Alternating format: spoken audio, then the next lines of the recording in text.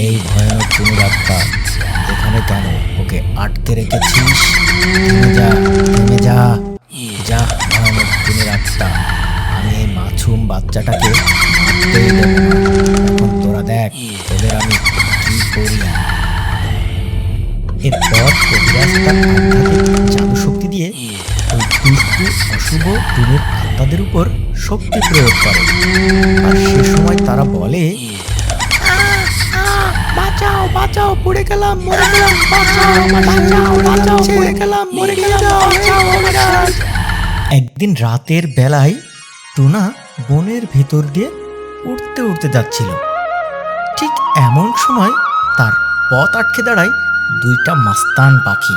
তখন মাস্তান পাখি বলে, কিরে, তুই আমাদের দিকে পালিয়ে বেড়াচ্ছিস? অন্য রাস্তায় যাচ্ছিলি?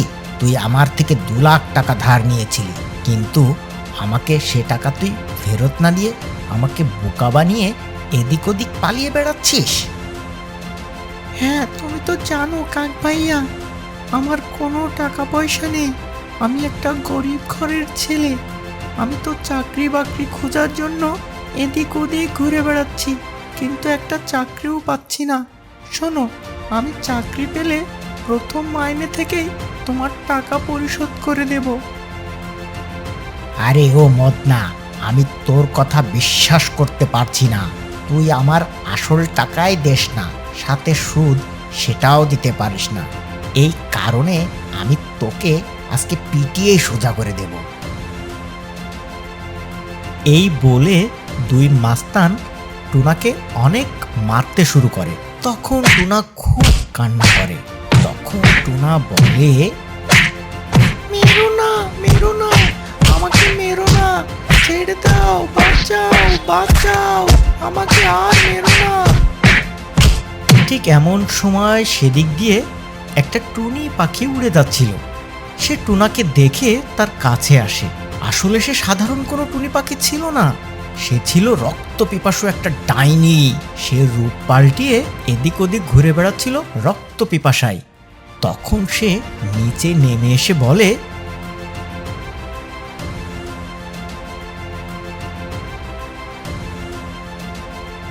এই শোনো শোনো, তোমরা দুজনেকে মারছো কেন? এ তো মরে যাবে, তোমরা কে মেরো না। এই ছেলেটা কিছুদিন আগে আমার কাছ থেকে 2 লাখ টাকা নিয়েছে। সে আমার টাকা ফেরত না দিয়ে সে এদিক ওদিক পালিয়ে বেড়ায়। আজ আমি ওকে হাতে নাতে ধরেছি, আমি ওকে আজকে মেরেই ফেলবো। একথা শোনার পর ওই অশুভ আত্মার টুনি তার জাদু শক্তি দিয়ে একটা টাকার বস্তা ওই মাস্তান পাখির সামনে ছুড়ে দিল। আর ডাইনি বলল,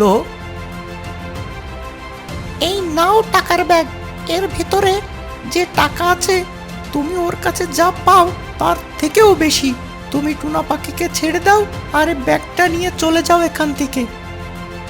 তখন ওই ভয়ানক টুনির আত্মার কথা শুনে তারা টাকার ব্যাগ নিয়ে ওখান থেকে চলে যায়।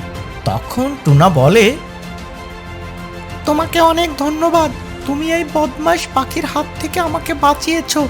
তুমি যদি এখন না বাঁচাতে তাহলে আমাকে ওরা এতক্ষণ মেরেই ফেলতো। কিন্তু এই বনে আমি তো তোমাকে কখনো আগে দেখিনি।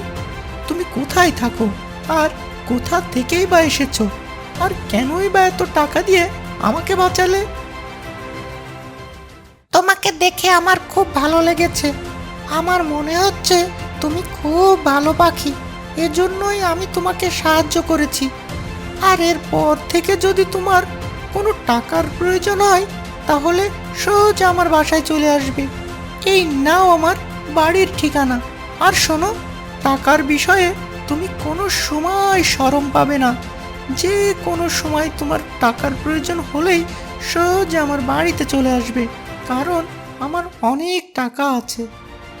এই বলে ওই ভয়ানক টুনির আত্মা টুনাকে তার বাড়ির ঠিকানা দিয়ে সেখান থেকে উড়ে চলে যায় তার আস্তানায়।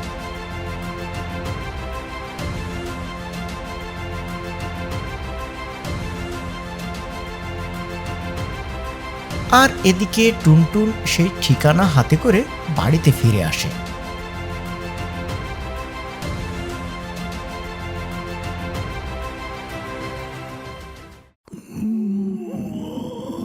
ওদিকে টুনির আত্মা নিজের বাড়ি পৌঁছে যায়।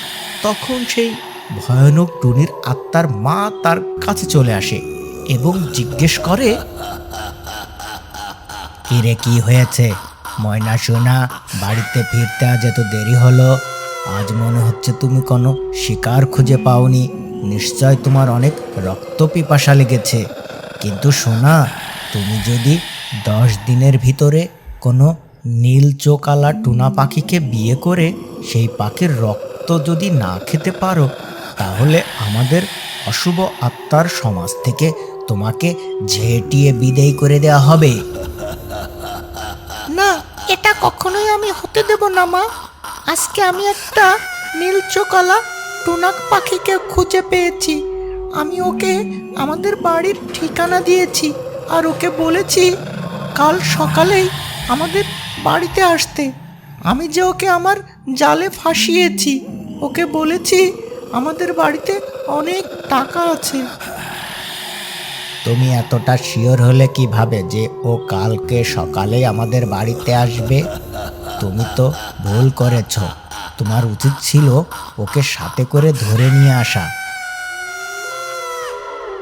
মা, তুমি তো জানো আমাদের জাদু শক্তি অনেক পাখির মাঝেই কাজ করে না। আমরা শুধু আমাদের রূপ পাল্টাতে পারি। আর আমি ওকে কিভাবে ধরে আনবো? ওর সাথে আরো অন্যান্য পাখি যে ছিল।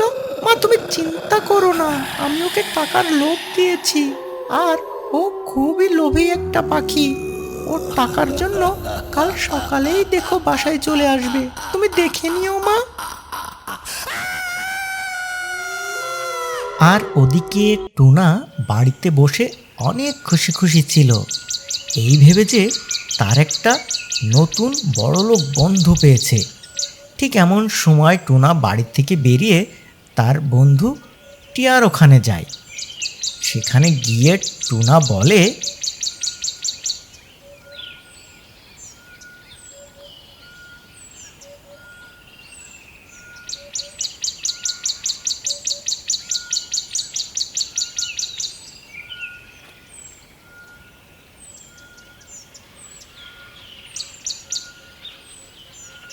জানিস টিয়া বন্ধু, আমার একটা নতুন বন্ধু হয়েছে। সে হেব্বি বড় লোক। সে তো আমাকে 2 লাখ টাকা দিয়ে আমার প্রাণ বাঁচিয়েছে আর বলেছে যখন তোমার টাকা লাগবে আমার কাছে এসো। আর এও বলেছে তার কাছে অনেক টাকা। সে আজ সকালে আমাকে টাকা নিয়ে আসতে বলেছে। বন্ধু টুনা, খবরদার তুমি এমনটা করো না। কেউ কাউকে এমনি এমনি টাকা দেয় না, নিশ্চয় কোনো মতলব আছে। 2 লাখ টাকা তোমাকে দিয়েছে ঠিক আছে, কিন্তু ভেবে নিও এমনি এমনি সে কখনোই তোমাকে টাকা দেয়নি। নিশ্চয় তার মাঝে কোনো দুষ্টু বুদ্ধি আছে। তুমি ওর বাড়িতে যেও না, আমি বলছি তুমি যেও না, বিপদে পড়বে। কি ব্যাপার বন্ধু, তুমি কি আমার নতুন বন্ধুর কথা শুনে হিংসা করছো? আমি বুঝতে পেরেছি, আমার একটা বড়লোক বন্ধু জুটেছে বলে তুমি আমাকে হিংসা করছো। সেই ছোটবেলা থেকেই আমি তোমাকে চিনি, তুমি একটা হিংসুটে। কি বলিস টুনা? আমি তোর সেই ছোটবেলার বন্ধু, আমি তোর উপর হিংসা করব কেন? তোর একটা ভালো বন্ধু হয়েছে, সেটা ভালো কথা, কিন্তু তোর মুখে যা শুনছি এগুলো আমার মোটেও সুবিধার মনে হয়নি। কারণ এতগুলো টাকা কেউ কাউকে এমনি এমনি দেয় না, নিশ্চয় ওর ভিতরে কোনো দুষ্টু বুদ্ধি আছে। তুই এখন ভেবে দেখ তুই কি করবি। সে সময় টুনা তার বন্ধুটির কোনো কথাই কানে নেয় না। সে মনে মনে ভাবে তার বন্ধু তাকে হিংসা করছে। সে তখন তার বড়লোক বন্ধুর সেই ঠিকানা অনুযায়ী অশুভ আত্মার টুনির বাড়ির দিকে যায়, কারণ তার টাকার মোহ পেয়ে বসেছিল। আসলে সে অনেক লোভীও ছিল। এমন সময় সে সেই ডাইনির বাড়িতে গিয়ে উপস্থিত হলো। টুনা বলল, টুনটুন টুনটুন, আমি এসেছি। আর অশুভ আত্মার টুনি টুনাকে দেখে খুবই খুশি হয়ে যায়। ডাইনি টুনি, তুমি চলে এসেছো, আমি খুব খুশি হয়েছি। আসো আসো, ঘরের ভেতরে আসো। আমার কিছু টাকা প্রয়োজন, তাই আমি টাকা নিতে আসলাম। আমাকে কিছু টাকা দেবে? হ্যাঁ হ্যাঁ দেবো, এদিকে এসো বন্ধু, তোমার টাকার জন্যই তো আমি বসে আছি। আসো আসো, ভিতরে আসো, আর যত প্রয়োজন টাকা সব নিয়ে যাও। আর সে সময় সেই ভয়ানক টুনির আত্মার মা চলে আসে। সেখানে আসা মাত্রই তার জাদু শক্তি দিয়ে টুনাকে দড়ি দিয়ে বেঁধে ফেলে। তখন ওই ভয়ঙ্কর টুনির মা বলে,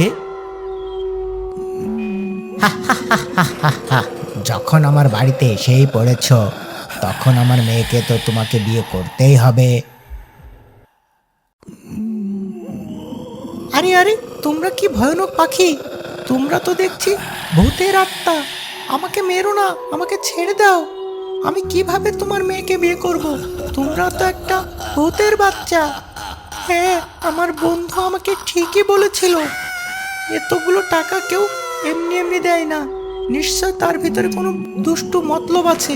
আমি ওর কথা শুনিনি, আমি লোভে পড়ে এখানে চলে এসেছি। আমাকে মাফ করে দাও ভূত, আমাকে যেতে দাও। ডাইনি, ছেড়ে দাও, বাঁচাও বাঁচাও বাঁচাও। তখন সেই ভয়ঙ্কর আত্মার টুনির মা টুনির সাথে জোর করে বিয়ে দিয়ে দেয়। সে সময় টুনা ওই ভয়ঙ্কর পাখির কাছে অনেক মিনতি করতে থাকে ছেড়ে দেওয়ার জন্য, কিন্তু তারা কোনো কথাই শোনে না। তাদের জাদু শক্তি দিয়ে তাকে অনেক টর্চার করে। আমি তোকে বিয়ে করেছি কি ছেড়ে দেওয়ার জন্য? আমি তোর রক্ত খাবো। আমি ভূত, ভূত সমাজ থেকে আমি বের হতে চাই না, যার কারণে তোর রক্ত আমার খুবই প্রয়োজন। আমি এখনই তোর রক্ত চুষে খাবো। হা হা হা হা হা হা। একটু সবুর কর, একটু সবুর কর। বন্ধু, আমি আগেই বুঝেছিলাম নিশ্চয় কোনো একটা ঝামেলায় পড়তে যাচ্ছিস তুই। তাই আমি একটা কবিরাজের কাছে গিয়ে সব বলি আর তার সাথে করেই নিয়ে আসলাম। এই ভয়ানক টুনির আত্মা এখানে কেন? ওকে আটকে রেখেছিস? থেমে যা, থেমে যা। যা ভয়ানক টুনির আত্মা, আমি এই মাছুম বাচ্চাটাকে মারতেই দেব না। এখন তোরা দেখ তোদের আমি কি করি। এরপর কবিরাজ তার আধ্যাত্মিক জাদু শক্তি দিয়ে ওই দুষ্টু অশুভ টুনির আত্মাদের উপর শক্তি প্রয়োগ করে। আর সে সময় তারা বলে, বাঁচাও বাঁচাও, পড়ে গেলাম, মরে গেলাম, বাঁচাও আমার, বাঁচাও বাঁচাও, পড়ে গেলাম, মরে গেলাম, বাঁচাও আমার, শরীর পড়ে যাচ্ছে, এখান থেকে সরাও দাও। এই কবিরাজ, এসব এখান থেকে সরাও। আর এভাবেই ওই ভয়ানক টুনির আত্মা চিল্লাতে চিল্লাতে ধ্বংস হয়ে যায় এবং মাটিতে পরিণত হয়। এরপর তারা সেখান থেকে তাদের বাড়িতে পৌঁছে যায়।